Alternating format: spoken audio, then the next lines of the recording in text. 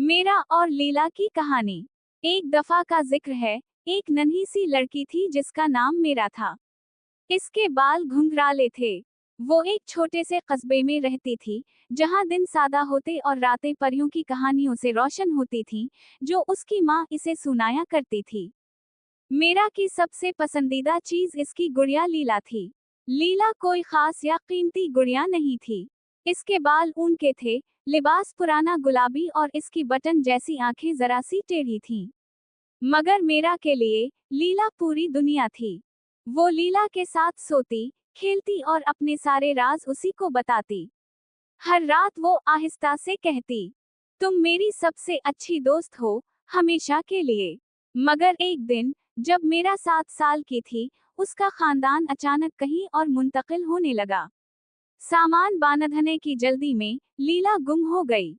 मेरा ने कई दिन तक रोते हुए उसे ढूंढा, मगर लीला कहीं नहीं मिली।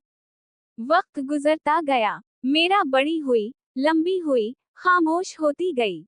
उसने जादू पर यकीन करना छोड़ दिया और अपनी गुड़िया से बात करना भूल गई। 10 साल बाद, अब मेरा 17 साल की हो चुकी थी।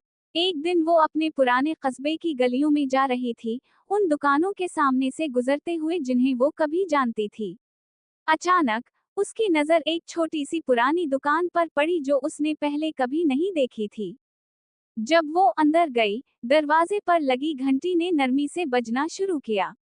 अंदर गर्द और पुरानी किताबों की खुशबू थी। दुकान में पुरानी चीजें भरी पड़ी थीं, घड़ियां, चाय के कप, पुराने जूते। और फिर, खिड़की के पास वाली तीसरी शेल्फ पर, वो थी लीला। वैसे ही ऊन के बाल, वही पुराना गुलाबी लिबास, वही टेढ़ी बटन वाली आंखें। मेरा जैसे साकत हो गई। उसका दिल जोर जोर से धड़कने लगा। उसके हाथ कांपने लगे जब उसने लीला को उठाया। अब लीला की गर्दन में एक छोटा सा टैग था, जिस पर लिखा था। मैं इंतजार करती रही। मेरा की आंखों से आंसू बहने लगे।